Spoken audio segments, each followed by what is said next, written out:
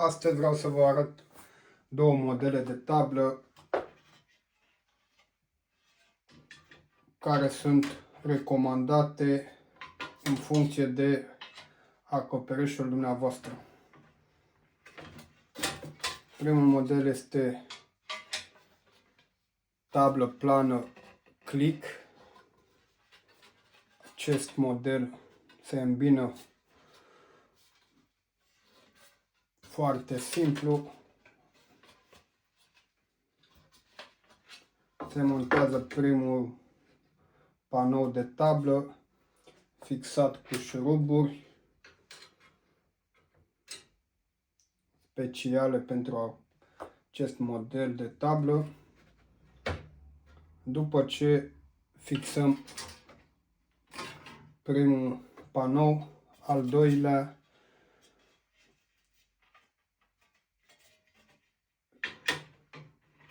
se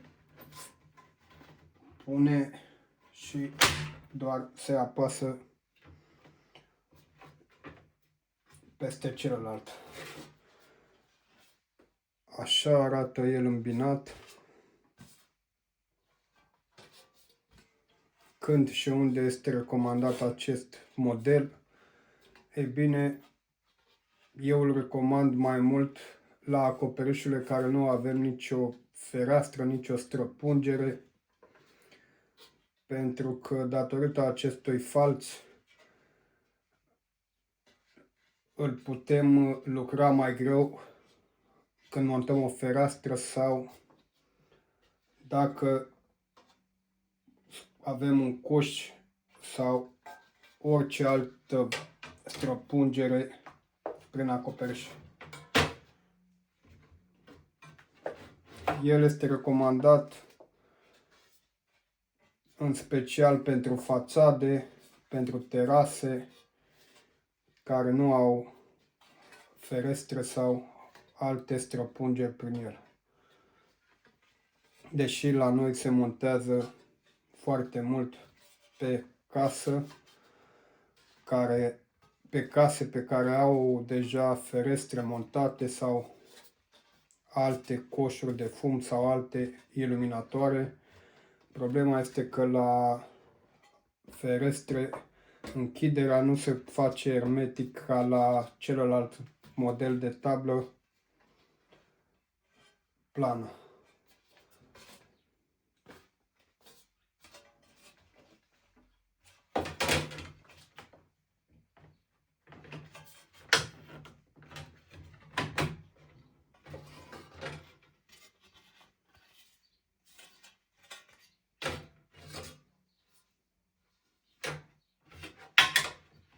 Mai arăt o dată. Se pune, se clixează și cam asta este modelul de tablă de la Lindap, profilul Click.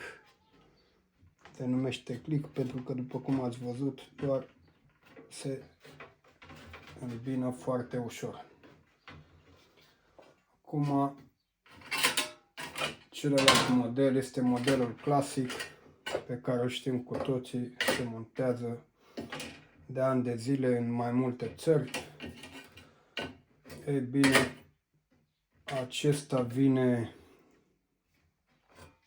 acum direct prefălțuit.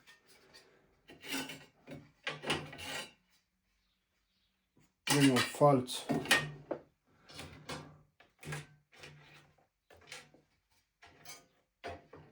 vine fixat, aliniat pe acoperiș, după cleme fixe și cleme mobile. Acestea sunt mai multe tipuri, mai multe modele.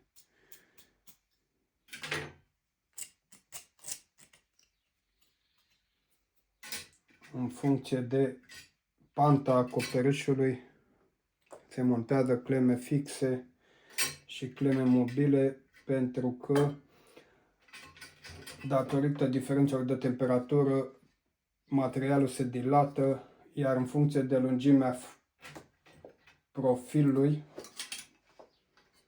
acesta se dilată mai mult sau mai puțin.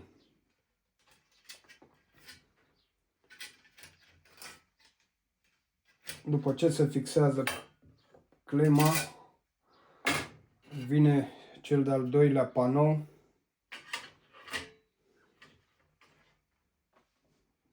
Ceva de genul ăsta. Apoi cleștele de închis falț la dublu.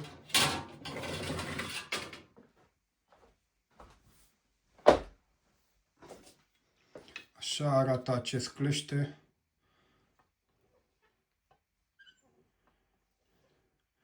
Este original de la Stuttby. Cum să arăt? Cred că așa se vede.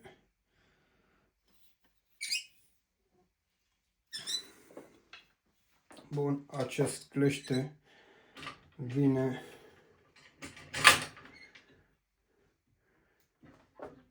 închidem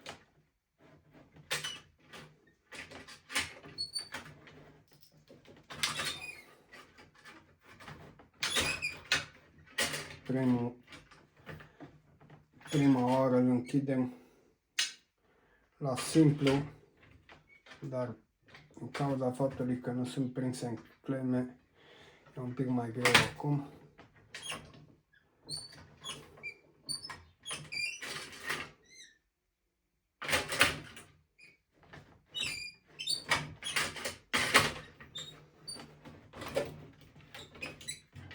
Așa arată închis la simplu.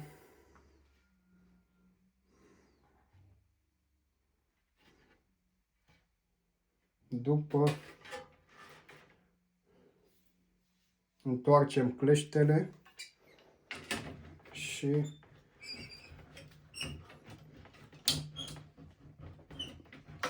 închidem la dublu, dar va fi mai greu pentru că nu este fixat. Să încerc să mă ajut de celălalt clește.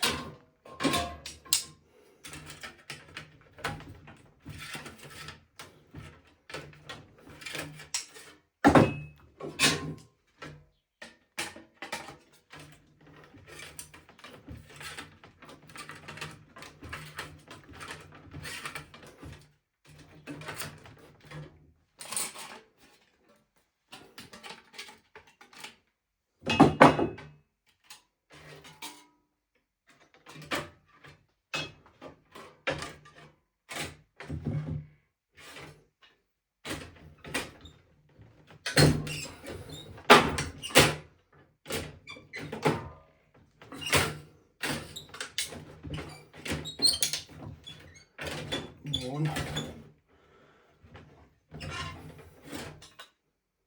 E bine, așa arată închis la dublu.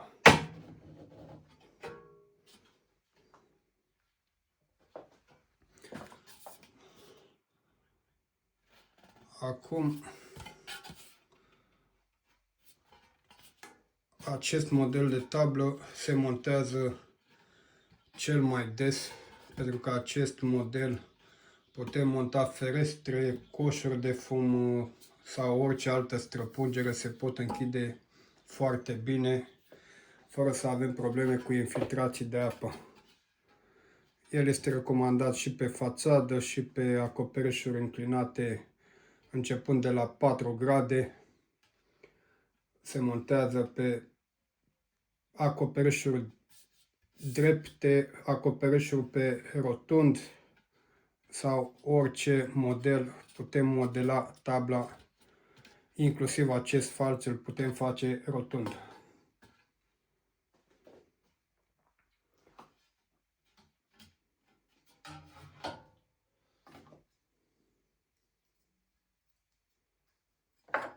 Dacă panta este foarte mică,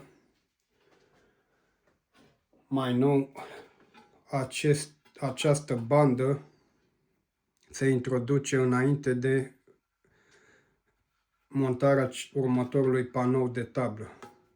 Se introduce în falț și se strânge cu totul, se închide cu totul în falț. La panta, unde panta este mică, începând de sub 7-8 grade, folosim această bandă.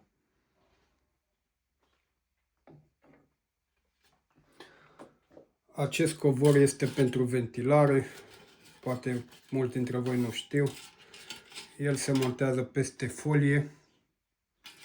După cum vedeți, clemele au deja spațiu suficient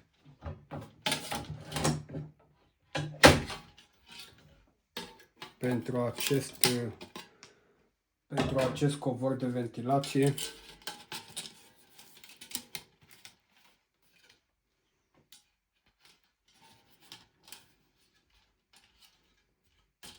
El se montează pentru ventilația tablei.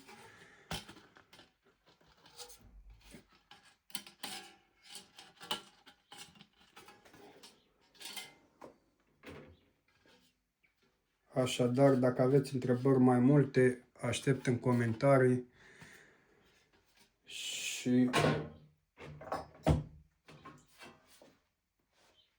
care este, după părerea voastră, modelul de tablă pe care l-ați montat la voi acasă. Acesta este închis la dublu, după cum se vede mai rezistent. Acesta este în click. Eu îl recomand doar pe fațade și pe case simple, în două ape, fără prea multe ape, fără multe tăieturi, pentru că acest falț se taie mai greu, se lucrează mai greu. Cam atât am avut de spus. Dacă aveți întrebări, vă aștept în comentarii.